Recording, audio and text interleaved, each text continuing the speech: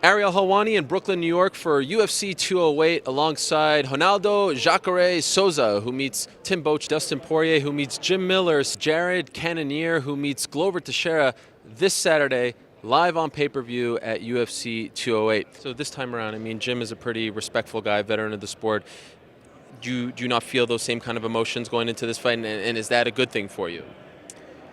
I mean, I want to beat his ass. Yeah. Let's not get it wrong. But I feel calm and I respect the guy, and I know how dangerous he is, and I know how dangerous I am. It's just a learning process, man. I feel like a better fighter after this last fight. I went back to the drawing board. I took some time away from the gym from sparring, did a lot of wrestling, a lot of jiu-jitsu, and really worked on my defensive boxing. I got to be defensively responsible when I'm in the cage, man. Yeah. Everybody's a hard puncher with 4-ounce gloves. I need to respect these guys. I get in there and I don't care. I just want to flick everybody off and swing for the fences till one of us goes down. But that's not how you do it at the top level here. I'm so happy. I never have a problem for Dana and UFC. When I have, I talk Dana. I talk for my team, and I'm happy. I never talking about bad for UFC. Never in my life. So are you saying that you don't believe Luke Rockhold was injured, that you said he was running, that he just kind of made up an injury not to fight you in Australia? Você acredita que ele está falando que se machucou, que não é verdade? Ah, com certeza. At the moment when I heard, I believe he was hurt. But after seeing him train, he trained more than me. He trains more than me. And then he challenged John Jones for a grappling match. And putting all that together, it seemed like he's not hurt. He just don't want to fight me. I know you're fighting for a belt, and that's a big deal, and I know you sometimes get tired of being asked questions about Ronda. You want to move on from that. But considering the fact that your last win was against her, maybe even more so than winning the belt, is it important to win on Saturday so that you can move on and not have people say you're Buster Douglas and things like that? Do you think about that so you can move on with your life? 100%. I want it for me. I don't even care what other people say. I really don't. I know I'm fighting the best in the world, and I know that anything can happen in there. I know that I didn't put my best foot forward in my last two fights. These are all simple facts, common knowledge. Everybody knows it. It's out there. I know it. I know I'm coming off 2 losses. What I want for me is to know I'm not defeated. I want for me a victory. I don't want to have a 3rd loss in a row. I've never been here in my career, ever. I've never had 2 losses in a row, ever. This is a sore spot in my heart. It's sour. And of course I want to win. There's no way you would be in this sport if you didn't care about winning or losing. Oh, it's not if you win or lose, it's how you play the game. No, it's if I win or lose and I want to win. That's it. I'm thinking off the top of my head here, but I do believe if you become the champion on Saturday, you're the first Dutch champion since Bas Rutten. Is that correct? Yeah, that's correct. So you beat Alistair Overeem, you beat all those people. Yeah. What would that mean for you? It will solidify my career. It's a personal thing. It will solidify my career. And not only that, I put that small country and that kickboxer. When I came into MMA, she's just a kickboxer. Coming from that small country that only has kickboxers. I will put all those doubts away.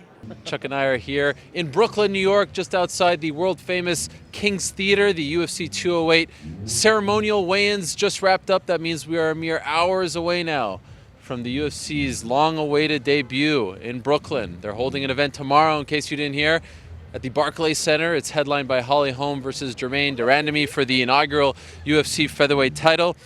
And Chuck, let's start there, of course. It's a big one. It's their debut here in Brooklyn. It's Holly Holm, who's still a star in my opinion. She still has that rub, but yet it's for this belt, and it's introducing this division that the UFC has been very hesitant about really going all in on. Really, devoting time and effort into signing people. In fact, as we stand here today, they have yet to sign a single other women's featherweight fighter. Does it feel like there's kind of like this weird hollowness to this fight? Like you're not quite sure what to make of it, and that's why it doesn't feel as important as it should? First of all, where's that sea of drunken Dutchmen? I thought they'd be taking us away like that. But honestly, it was never anything but weird from the moment that they booked this fight, because the obvious absence of Chris Cyborg, Justino not being in here, that just gives it an air of like, well, why bother? And so, you want that person to be in that fight. So it's been an adjustment for me to even wrap my mind around as any kind of true merit. It has like an air of a little bit of a charade going on with this thing, but I tell you what, the one thing that both of these ladies have done is really their enthusiasm and just how much an emotional output they've done all week. It's kind of sold me on the idea that, you know, this is just a big opportunity, regardless of its how much merit stands behind it initially.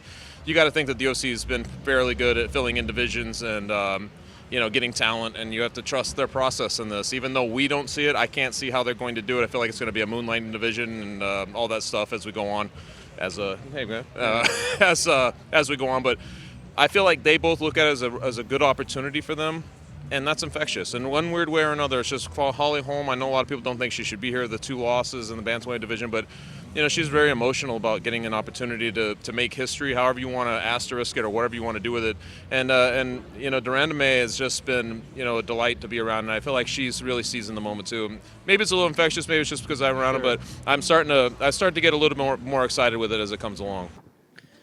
Yeah, I apologize for that. You know, was not the way that I like to fight, not the way that I like to finish my fights, but you know, I had to deal with little situation back in the camp, and I have to play smarter this fight, man. Come out of the loss like with Anthony Johnson and adjust my game a little bit. But yes, I understand that I have to step up in my game and work on that speed and boxing. And if I wanna have to fight, you know, the top 5 contenders like Cormier, Johnson, and Jones, they have to step up my game for sure.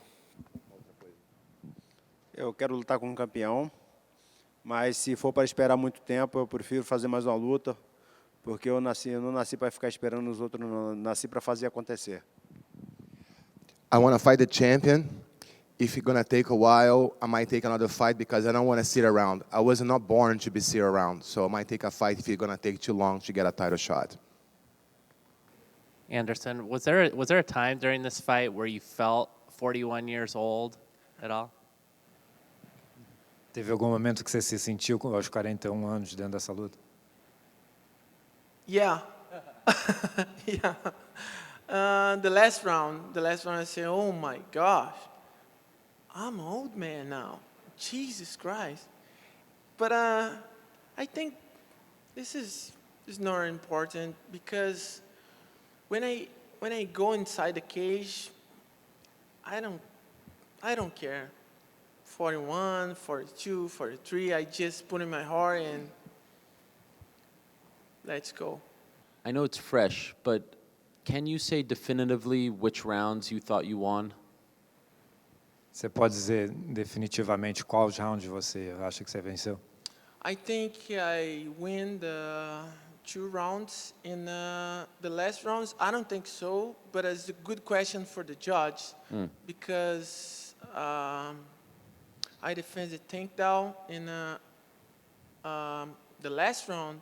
My opponent put him in the ground, but I attacked more, no? So you think you won the first and second? Yeah. Okay. I don't know, but it's a good question for the judge.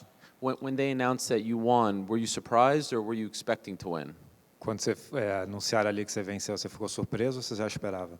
No, I just happy because I put in my focus and I talked to my coach, and my coach say, you win the 2 rounds, just keep straight your focus for the last one. And you know, but my opponent is the good fighter, is young, is good fighter. I just say thank you for Derek Bronson for giving the opportunity for fighting, you know. And were you happy with your performance? Like when you look at the fight, overall, are you happy with it? Yeah, I'm happy. I'm happy because I do my best, you know, and I just happy. When I put my legs inside and walk inside the cage, I say, oh my gosh, I'm back to fight. Thank you, God. Obviously a little controversial with those 2 punches that landed. Actually, it was 3. One big one, I think it was the end of the 3rd and maybe end of the 4th or 2nd and 3rd, and then the 2. Yeah. Do you feel like a point should have been deducted after the first time that this happened? And if so, should another one have been deducted after the second time it happened? You know, a lot of times with the first one, they give a warning. That's kind of normal. I wouldn't expect him to take a punch after the first one, even though it was intentional. And then the second time, you think that at that point they would do something. But I'm just one of those, I don't know, I'm one of those people that feels like I should not have let her done it anyway. Yes, it's after the bell. I hear the bell. I stopped and she threw. It wasn't like in the, you know, the last punch of a combination when the bell rang. Like, it was intentional. It was after the bell. I mean, those are some of her best shots of the whole night were after the bell. And I don't know how the judges saw that. If they see that as points for her, then, you know, then what can you do? It's like, I should have kept fighting too then. I mean, I should have really capitalized on moments when I did well and not even let her get to that point. Do you think she did it on purpose? Well, yeah. It's like I said, if it's one shot after the bell at the end of a combo, then yeah, that's an accident sometimes. You know, you're in the flurry of it, but I still think I could have won the fight on my own. In the sense that it was controversial, it was close, it was a decision, only one finish on the 10-fight card. So let me ask you right off the top, who'd you have it for? Who'd you score the fight for? Well, I had it 3-2 for Holly. And she was up here just a minute ago saying she thought she won the last 3 rounds, and that's exactly how I scored it. Okay, let's move along. Speaking of controversy, Anderson Silva defeated Derek Brunson via unanimous decision. This, to me, was quite the shocker. Yeah. More controversial than the main event. I scored it for Derek Brunson. I think you can get away with a 29-28. You can make a case for a 30-27. I don't know how you make a case for a 30-27 for Anderson Silva, which is one of the scorecards, which is what it was for him. I mean, I can't wrap my head around it. Make sense of it for me. Do you think Anderson won this fight? I do not. I was talking to Casey, our cameraman here. I said, and he said the same thing. When you heard 30-27, that to me signaled that Brunson would won because you could put that case together. You say 30-27, okay, but not 30-27 for Anderson. I just don't know how you can even say that. How'd you score it? I had it 29-28 for Brunson. For now, we'll say goodnight. Thank you so much for watching our coverage all week long from here in the BK. That is the man in the hat, Chuck Mindenhall. I am Ariel Helwani. The guy behind the camera is Casey Esther somewhere here. Thank you again. Appreciate your time. Good night.